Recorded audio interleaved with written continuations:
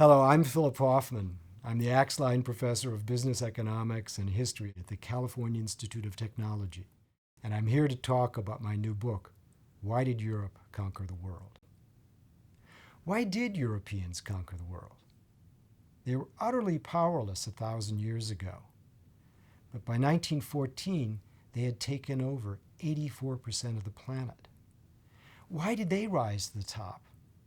Not the Chinese, Japanese, Ottomans, or South Asians, who were far more advanced for centuries. This question has vexed historians and social scientists. Yet so far they haven't come to a satisfactory answer. And the question does matter because Europe's power determined who had colonies, who ran the slave trade, who grew rich, and who remained mired in poverty. Jared Diamond has suggested that European dominance is explained by industrialization and by disease. The Europeans were the first to industrialize, and they were immune to the diseases such as smallpox that devastated Native Americans.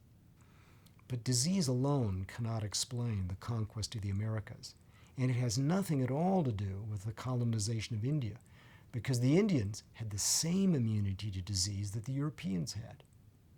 And industrialization also fails as an explanation. Europeans had taken over 35% of the globe before they even began to industrialize. So what did contribute to Europe's success? The lead they took in developing the technology of guns and armed ships was critical because it let them take over the world. But all the other major civilizations in Asia used this same technology, and they fought as much with guns as the Europeans did. So the Europeans' lead cannot be explained by fighting more wars than the other leaders of Eurasia did. So what did explain Europe's lead?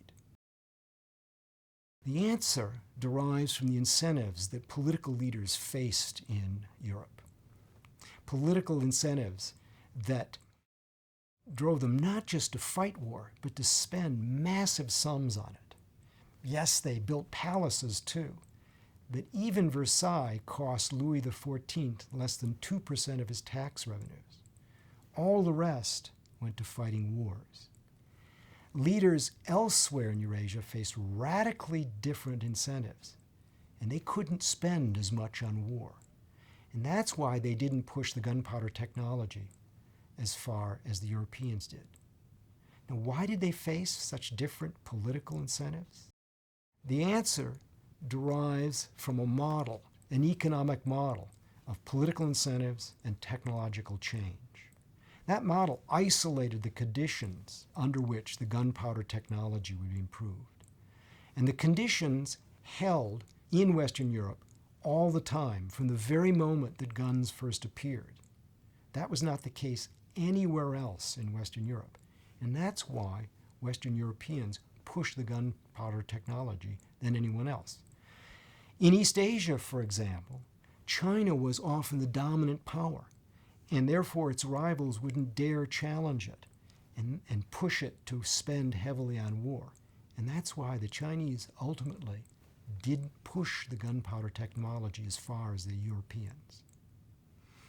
Now, why then were the political incentives so different in Europe? The answer comes from Europe's political history. After the collapse of the Roman Empire, Europe experienced the sort of anarchy that prevails today in places like Afghanistan or Somalia, anarchy that lasted for centuries. That anarchy kept a dominant power, say, like China, from emerging in Europe. It also ensured that Europe would be divided into hostile powers that fought and spent heavily on war. Now, things could have turned out differently. If, for example, the Mongols had not invaded China, then China might have been divided into hostile powers. And we might be asking today why China conquered the world by 1914. If you want to read more about this, I urge you to buy my book, Why Did Europe Conquer the World? It's published by Princeton University Press.